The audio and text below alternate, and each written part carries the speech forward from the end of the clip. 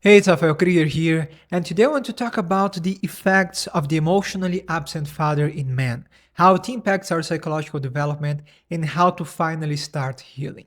And I'll be honest and say that this is the toughest video I've recorded so far, so bear with me.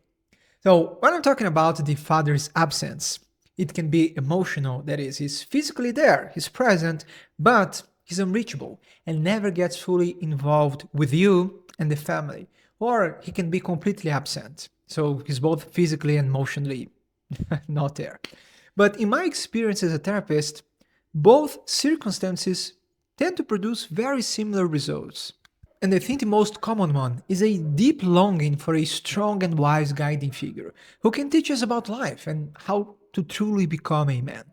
So, I want to start by exploring the differences between the archetypal roles of the mother and father in our psychological development, and then we're going to discuss integration. So, when we read Carl Jung, we learn that the mother is the embodiment of the collective unconscious and the Eros principle. So, upon birth, it represents our whole world, and our survival depends on bonding with the mother. So, in practice, we should experience safety, nourishment, and pleasure through the mother. And especially in men, it directly impacts how we deal with our own emotions and how we build relationships, especially romantic ones, later in life. Now, the father embodies the Logos principle and symbolizes the spirit. So it's about authority, responsibility, and preservation. So the father is the law and represents the world of moral commandments and prohibitions. And that's why he opposes the instinctual tendency of the unconscious. And without this energy, everyone would just be a degenerate. And lastly, the father usually impacts and shapes our faith and religious views. So people tend to put a lot of emphasis on how the mother affects the child, and the role of the father in this equation is often forgotten. So that said, the archetypal role of the father is to challenge the son emotionally, intellectually, and spiritually, so he can finally overcome the world of the mother and become independent. So the father is the one who's supposed to encourage us to take risks, create discipline, and take on responsibility, because without it, it's impossible to find any meaning. So, differently from the mother, his role isn't to provide endless nourishment, but to provide tough love and the right challenges. And a lot of people have a hard time when they hear tough love, but it's because they associate with bullying and being a tyrant. But that's not the case. It's about being firm, especially because you want the other person to rise to the occasion. You trust that the person is capable of overcoming these challenges and you want them to become stronger. And that's why the father has to find the right balance between protecting and letting the son feel the consequences of his actions so he can build resilience and responsibility. Also, the father has to teach the son how to channel his aggression and transform it into grit, passion, and courage to pursue his goals. Because there always comes the moment in which the son has to oppose his father. And if this is done healthily, the son finally feels ready to carve his own path and find his true character. Of course, everything I'm describing here would be the ideal scenario, but unfortunately, many of us didn't experience this strong and wise guiding figure and were left with this void and clueless about how to approach life and become a man. So, now we're going to explore a few important patterns. So, when we are referring to an emotionally absent father, we also have to understand the role of the mother in this dynamic. So, in families in which the father is physically present but emotionally oblivious, let's say, there is usually a strong presence of a devouring mother. So, in other words, a mother who wants to dominate the family and isn't interested in their children becoming independent. In fact, she makes their children become her whole world and the reason for her existence. And her favorite weapons are drama, emotional manipulation, and especially guilt tripping. So the father is naturally excluded from the family, and he's usually a poor eternus himself, also known as the main child, and suffers from the Peter Pan syndrome. So, in other words, he's emotionally immature and has a childish view of the world and relationships, and he never individuated from his own parents and never fully became an adult. In fact, he tends to be tied to his own mother and replicates the same devouring dynamics with his wife, your mom. And unfortunately, this type of father can't provide any guidance because he doesn't even have it for himself. And he doesn't fully grasp the responsibility of raising a family. And that's why the father's absence tends to generate weak and nihilistic men. So, before this scenario, I find that there are two major tendencies men unconsciously follow. And the separation is for didactic purposes, because in reality, there are more nuances, overlaps, and you might even find yourself switching between the poles. So, that said, we'll explore these two extremes. And the first one is the emasculated man. So, this type of man tend to fully reject their fathers and over identify with their mothers. And in this process, they they forsake their masculine spirit. And it's important to understand that the modern father exerts an archetypal influence over our psyches and transcend their individual and mortal qualities. And that's why this external rejection also means that you reject everything internally. And in this case, men adopt a distorted feminine view of what it means to be a man from their devouring mothers. Also, when you reject one of your parents, all of the good qualities associated with them are also lost and repressed. So the mother starts shaping her son into her ideal partner who won't ever leave her. And frequently, this type of man suffered enmeshment and was parentified. That is, he starts taking care of the emotional needs of his mother and becomes her confidant, acts as her therapist, and even makes important decisions for her. His mother becomes his whole world, and all his sense of value becomes attached to gaining her approval. The mother becomes his compass in life. And the more the son gives in, the more he feels emasculated and lost. And that's why he becomes a people pleaser who has no boundaries and usually can't stand any type of conflict. And then he becomes a poor Eternus just like his father. And his mission in life becomes being validated by women. So all of his masculine qualities are now in his shadow. The problem is that when something becomes unconscious, it can't be expressed healthily. And the masculine spirit is perverted into anger, resentment, and a poisonous desire to not only be powerful but to submit everyone. And that's why incels and emasculated men tend to revere figures like Andrew Tate, as they vicariously satisfy their shadows instead of taking responsibility for their own lives. And in this case, the first thing that ought to be done is to individuate from their mothers so they can finally start finding their own character. And we'll get to that in a second. We still have to discuss the second type of man. And I call them the hyper-independent men. And instead of identify with their mothers, they will identify with the absent father. So they tend to shut down their emotions entirely, and they seek to rely on no one but themselves.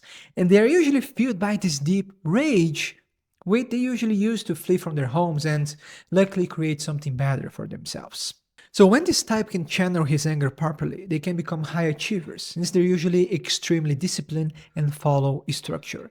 But of course, this comes at a cost, as they tend to be extreme and driven by self-loathing. And if they can't channel their anger, they usually become troublemakers and start conflating negative attention with love. So they basically act out to call attention. Also, they're highly unconscious of their emotional world, which makes it extremely difficult to maintain bonds, as they always keep everyone at arm's length.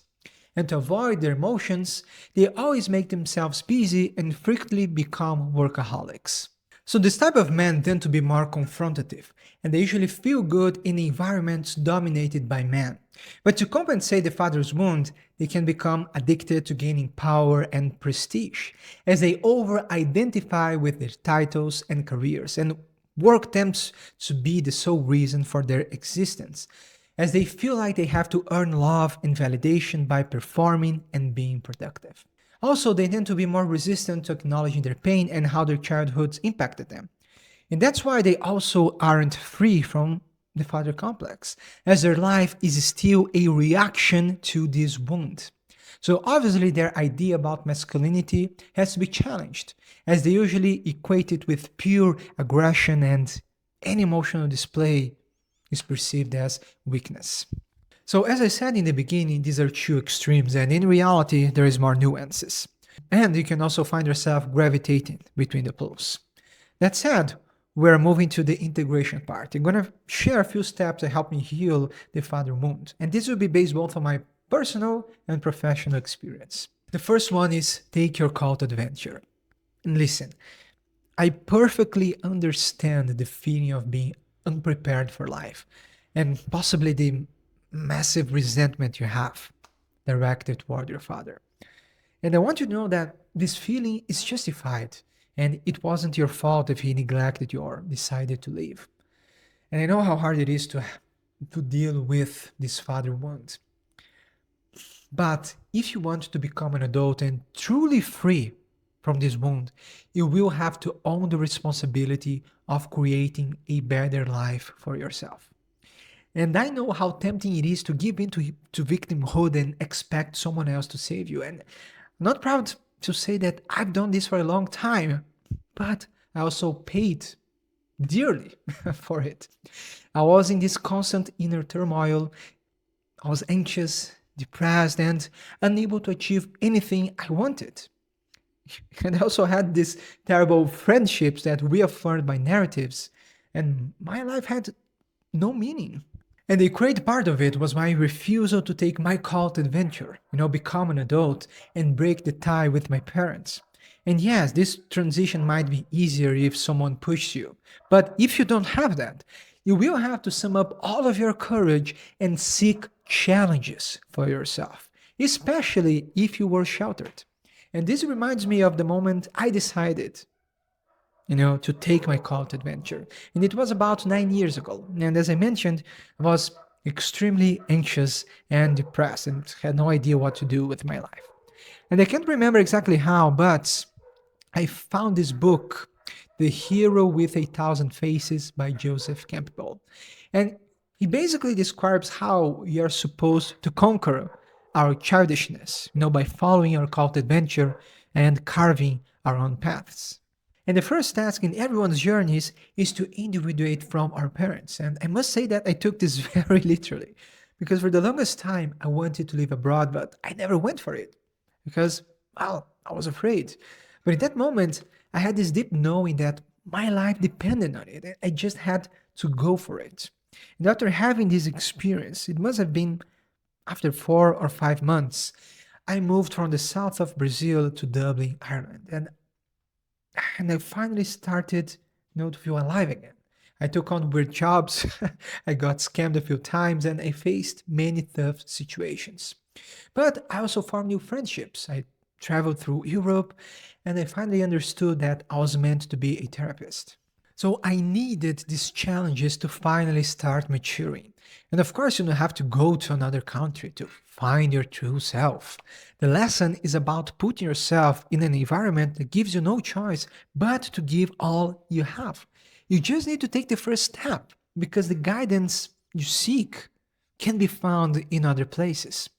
And finally, truly committing to carving your path and developing your talents is how you finally break free from seeking female validation, as women can't be your compass in life. Now, the second step is learning how to properly channel your anger and develop healthy aggression. So, anger is a very misunderstood emotion, but its role is to help us place boundaries, resolve conflicts intelligently, and develop grit to accomplish our goals.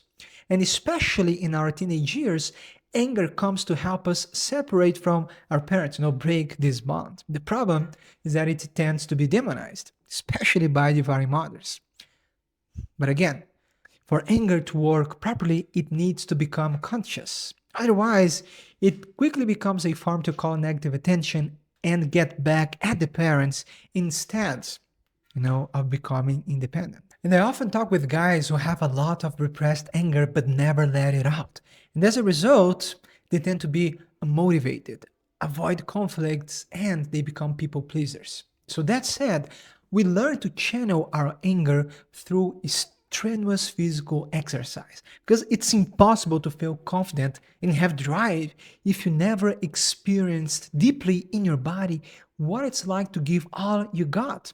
So, by repeatedly pushing yourself, you learn to channel your efforts into a single goal, develop confidence, and use healthy aggression. And that's how you can annihilate that poisonous search for comfort.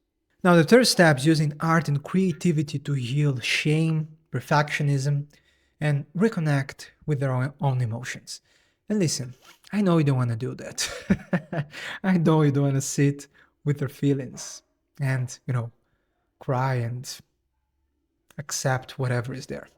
I know about that. But here's the thing, when we don't acknowledge our feelings, that's when they start overwhelming us. That's when they possess us. And that's when we feel this, and that's when we feel out of control and we can't channel our anger properly. But the only form to heal is to allow our emotions to move through our bodies. Otherwise, you'll be constantly stuck and will carry this wound forever.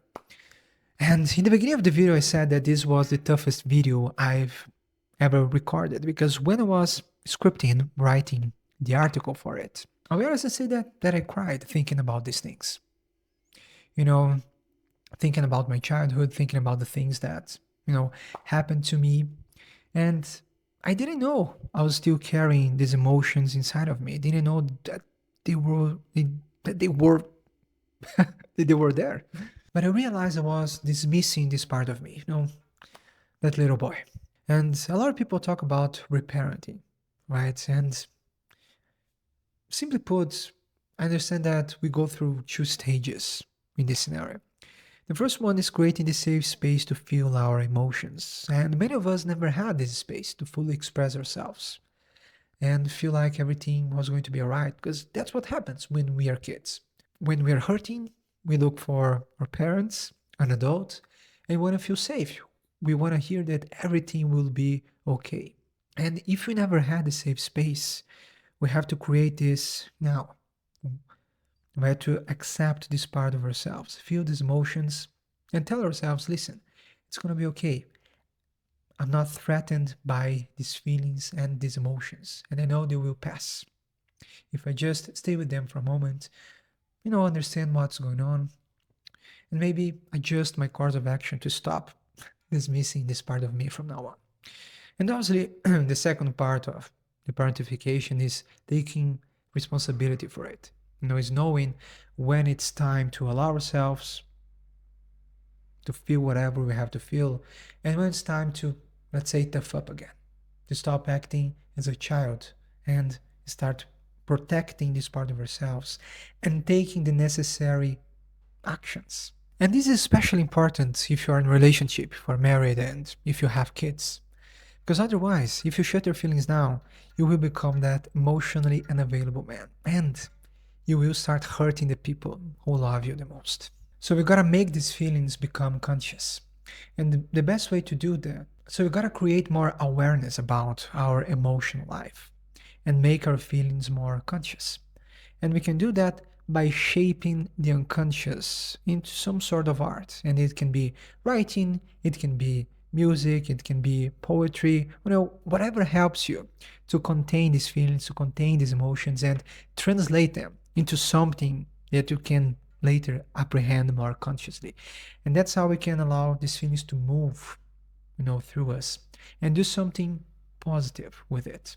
Now, the first step is to develop deep bonds with other men. So it's great when you can find a group of friends or a best friend who share the same values as you, and you can be vulnerable and lift each other. It can be extremely healing and fulfilling. Now, the fifth step is to seek a mentor. And it's interesting, but something special happens when you can find the right mentor and learn directly from him. And you must know that you will project a father figure onto him. And most people assume that this is a bad thing, but it can be extremely positive. Why? Well, because we can have a new experience of what it's like to be fathered and fix our relationship with authority figures. Of course, it's not the same things with the exact same thing. But through this projection, a lot can be healed. But for this to work properly, this mentor has to be someone that not only you can trust, but also respect and admire in some capacity. And I had a few great mentors in my journey, and some helped me professionally, and others, just taught me about life and relationships. And one of the most important factors in this relationship is that the mentor treats you as a capable adult and encourages your independence. And it can be a therapist, a teacher, a coach, or basically anyone who has more life experience than you. And lastly, if you are already an experienced man, becoming a mentor to others can also be very healing. And it's interesting, but when I can provide the guidance I wish I had and see it changing the life of another man, in real time, I have this special feeling, and I I can't explain it, but it's like something falls into place, and the experience as a meaningful experience, obviously, and it brings me joy and happiness. The next step is to master a craft, because being good at something is what brings us confidence and gives us a place in the world, and that's also how we can find meaning. Because when we devote our lives to honing our crafts and putting our talents in service of others, in service of something greater than ourselves, we finally step out of our selfishness and we finally find meaning. So by taking this responsibility, and being service of other people, that's what I feel when I'm recording these videos, when I'm writing my articles, and when I'm working with people one on one. And this gives me motivation, to continue to study, to continue to hone my craft, my gifts, and my talents. Because the more I do that, the more meaning I experience and the more I can give to other people as well. And before we move on to the final step, let me tell you that you can find a step by step to integrate your shadow, individuate from your parents and overcome the mother and father complex. In my accessible course, Catabasis, the Shadow Integration Manual. And I also explore all of these themes in my book, Pistis, Demystifying Jungian Psychology. And you can claim your free copy when you join my newsletter down below. Or you can also order a physical copy or a Kindle copy from Amazon. And lastly, if you want to work one-on-one with me, I also invite you to check my mentorship. All links in the description. So the final step is to accept the dual nature of your father. So for those of you who still have your father around, it's very possible that you will get the chance to recreate your relationship with him later in life. But for it to go well, you will have to meet him as an adult. Don't expect him to change into someone he's not and accept his dual nature. So, what do I mean by that? So, as kids, we tend to see our parents in black and white as a protection mechanism. So often, we will put one of them on a pedestal and the other will be rejected. But both scenarios give too much power to parental influence, and in the case of the rejected one, as we already discussed, positive qualities are also lost. So in practice, you have to relate to him as a flawed human being, just like I am, and you probably are too.